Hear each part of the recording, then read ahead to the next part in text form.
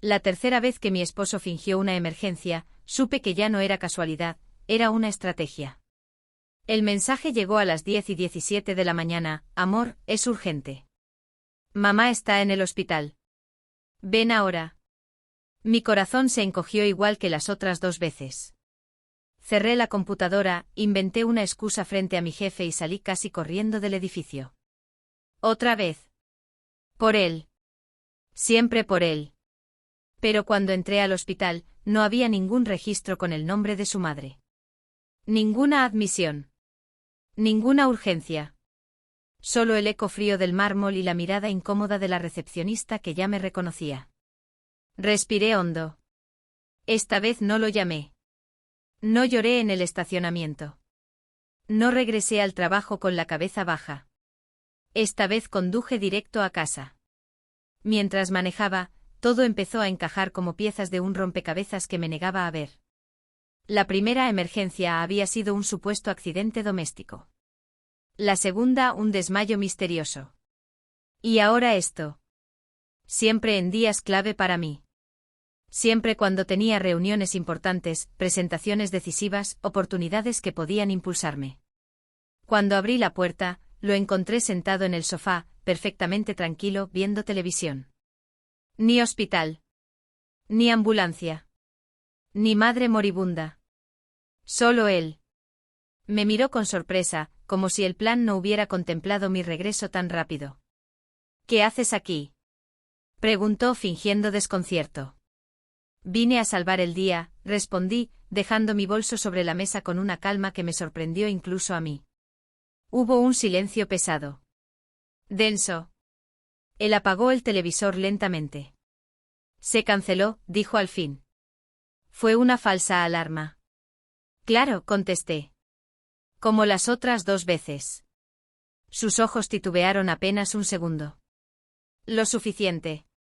Durante meses había ignorado pequeños detalles, su incomodidad cuando hablaba de mi ascenso, sus comentarios disfrazados de broma sobre quién usaría los pantalones en casa, su insistencia en que no hacía falta que trabajara tanto.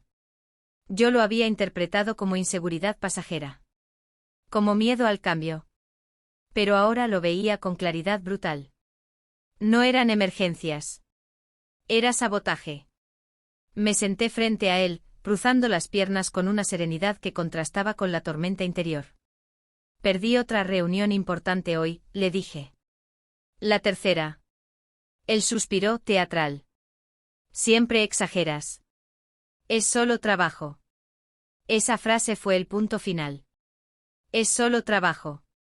Mi trabajo era mi esfuerzo, mi identidad, mis años de estudio, mis madrugadas, mis sueños. Y para él era algo intercambiable.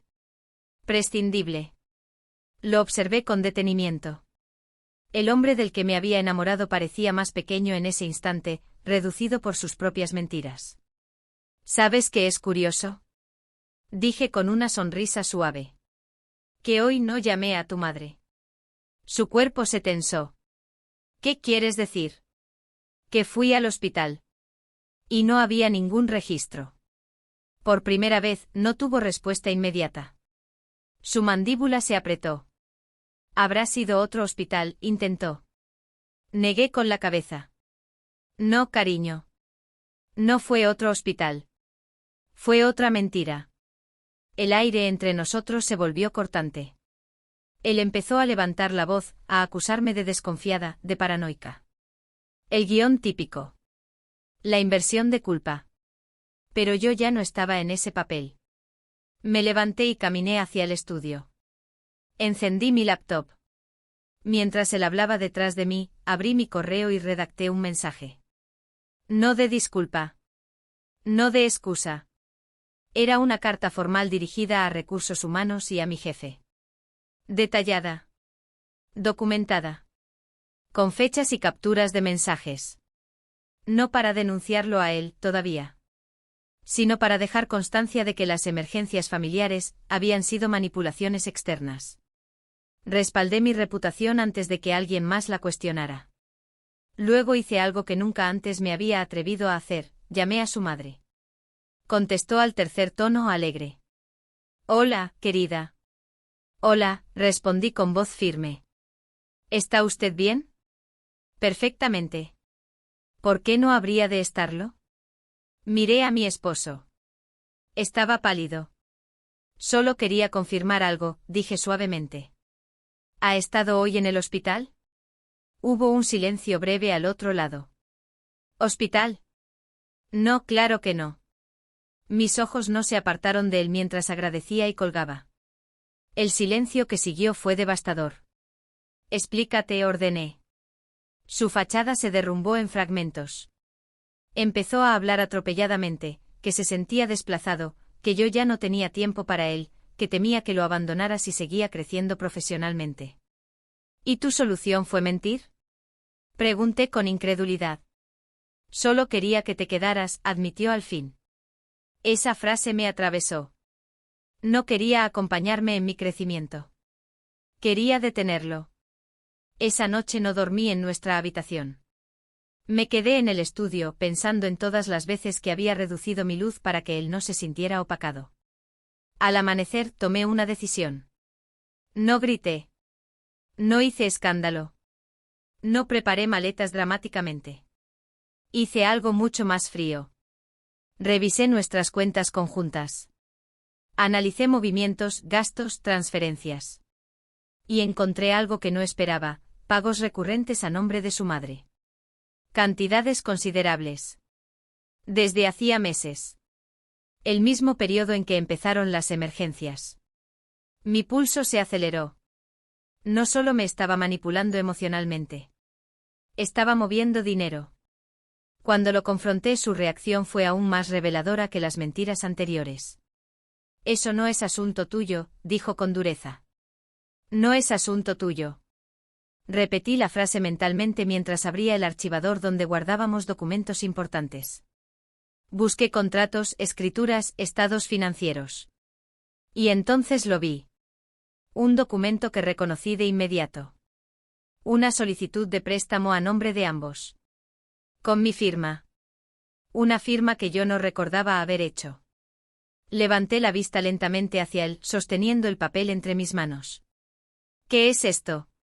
Pregunté en un susurro helado. Su madre llegó en ese preciso instante, entrando sin tocar como siempre lo hacía.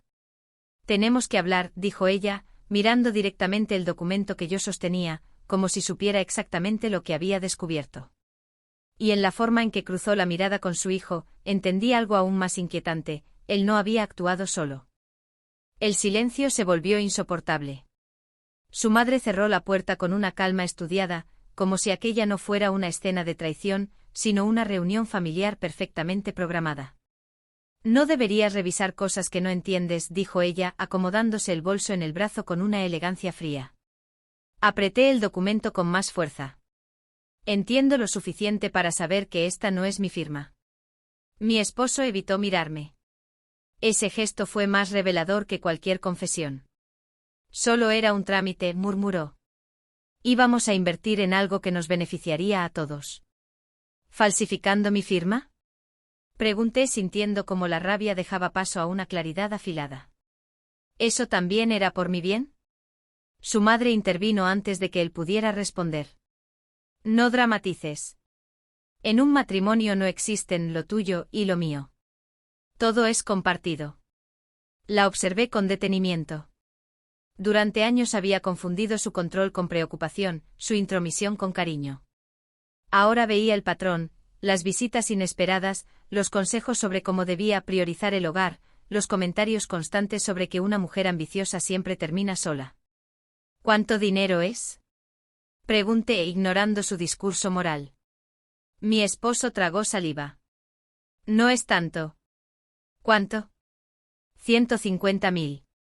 El número cayó como una losa. Sentí un zumbido en los oídos, pero me obligué a mantener la compostura. ¿Y dónde está ese dinero ahora? La madre respondió por él. Invertido. ¿En qué? Hubo un segundo de vacilación que lo dijo todo. En la empresa de tu primo, dijo finalmente mi esposo. Cerré los ojos un instante. La empresa del primo era un proyecto que había fracasado 2 veces. Una apuesta arriesgada, inestable. Una decisión que jamás habría aprobado. Usaron mi nombre para garantizar un préstamo, para financiar un negocio fallido, sin mi consentimiento, resumí lentamente. Estás exagerando, repitió ella, más impaciente. Cuando genere ganancias, nos lo agradecerás. La palabra nos retumbó en mi mente. No era un error impulsivo. Era un plan compartido. Miré a mi esposo. Busqué en su rostro algún rastro del hombre que alguna vez me protegió, que celebraba mis logros. Solo encontré miedo. No por haberme herido, sino por haber sido descubierto. ¿Las emergencias eran para distraerme? Pregunté. Él no respondió. Su silencio fue la confirmación. Mientras yo salía corriendo del trabajo angustiada por su madre, ellos movían papeles, firmaban contratos, tomaban decisiones que comprometían mi futuro financiero. No era inseguridad. Era control. Caminé hacia la mesa y dejé el documento con suavidad, como si fuera frágil. Voy a llamar a un abogado, dije con serenidad. Ambos reaccionaron al mismo tiempo. No seas ridícula, espetó su madre. Podemos arreglarlo entre nosotros, añadió él acercándose. Di un paso atrás. No. Ustedes ya arreglaron demasiado. Tomé mi teléfono y marqué el número de una colega cuya hermana trabajaba en derecho financiero. No estaba improvisando, estaba actuando. Mi esposo intentó quitarme el móvil. No hagas esto, susurró casi suplicante. Nos destruirás. Lo miré fijamente. No fui yo quien empezó a destruirnos. Su madre dejó caer la máscara por primera vez. Si haces esto, no habrá vuelta atrás. La amenaza era clara. Familia rota. Escándalo. Consecuencias sociales. Pero algo dentro de mí ya había cruzado un punto sin retorno. Ya no hay vuelta atrás, respondí, y en mi propia voz escuché una firmeza desconocida. Cuando la llamada fue atendida, me aparté hacia la ventana. Mientras explicaba brevemente la situación, sentí sus miradas clavadas en mi espalda. Por primera vez en meses, no me sentía manipulada ni confundida. Me sentía despierta. Y mientras describía la posible falsificación de firma y el préstamo fraudulento, noté un detalle que hasta entonces había pasado por alto: el documento tenía una fecha. Una fecha que coincidía exactamente con la primera emergencia, que me obligó a salir del trabajo. Sonreí, pero no de alivio. Era la pieza que faltaba. Y sabía que cuando el abogado revisara todo, lo que iba a descubrir sería aún más grande de lo que ellos imaginaban. Colgué la llamada con una calma que no era serenidad, sino determinación pura. Mi colega me había dado el contacto directo de su hermana y una advertencia clara: si había falsificación de firma y uso indebido de identidad, las consecuencias podían ser graves. Muy graves. Me giré lentamente hacia ellos. Mañana a primera hora me reuniré con una abogada, anuncié. Mi esposo pasó una mano por su cabello, nervioso. No puedes hacer eso sin hablarlo conmigo. Solté una risa breve, incrédula. ¿Hablarlo contigo? ¿Cómo hablaste conmigo antes de endeudarme por 150.000 euros? Su madre dio un paso al frente, su tono ya no era diplomático. Escúchame bien. Si denuncias esto, perjudicarás a toda la familia. ¿Familia? La palabra me resultó casi irónica. ¿Familia es mentir? ¿Es manipular? ¿Es falsificar? Pregunté sin alzar la voz. Mi esposo comenzó a perder el control. Lo hice por nosotros. Exclamó. Siempre estás trabajando, siempre estás creciendo, siempre mirando hacia adelante como si yo me hubiera quedado atrás. Lo miré con una mezcla de compasión y decepción. No te quedaste atrás. Elegiste no avanzar. Esa verdad pareció golpearlo más fuerte que cualquier acusación. Su madre intervino nuevamente, pero esta vez con una frialdad calculada. Si todo sale a la luz, el banco revisará cada movimiento. También revisarán tus ingresos. Tus cuentas. Tus inversiones. La amenaza era clara: querían asustarme. Pero no sabían algo fundamental. Yo no tenía nada que ocultar. Perfecto, respondí. Que revisen todo. Un silencio denso llenó la sala. Fue entonces cuando vi el miedo real en sus ojos. No el miedo a perderme. El miedo a perder el control. Esa noche recogí algunas cosas esenciales y me fui al apartamento de una amiga. No discutí más. No lloré frente a ellos. No les di el espectáculo que quizás esperaban para desacreditarme emocionalmente. Mientras cerraba la puerta detrás de mí, escuché a su madre susurrar algo que no alcancé a distinguir, pero el tono era de urgencia. Al día siguiente la abogada revisó cada documento con una atención meticulosa. Su expresión se volvió más seria a medida que avanzaba. Esto no es solo una firma falsificada, dijo finalmente. Aquí hay una estructura. Fruncí el ceño. ¿Qué significa eso? Giró el contrato hacia mí y señaló varias cláusulas. La empresa del primo no es la única beneficiaria. Hay transferencias encadenadas. Y la dirección fiscal coincide con otra sociedad registrada hace 6 meses. Sentí que el suelo se desplazaba bajo mis pies.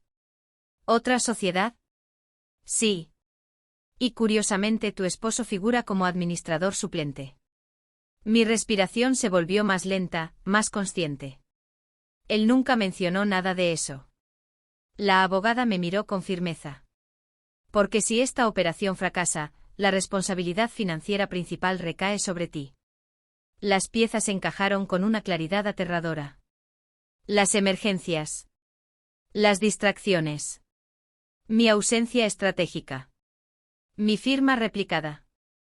No era una decisión impulsiva. Era un plan diseñado para blindarlo a él y exponerme a mí. Sentí una oleada de frío recorrerme la espalda. ¿Qué opciones tengo?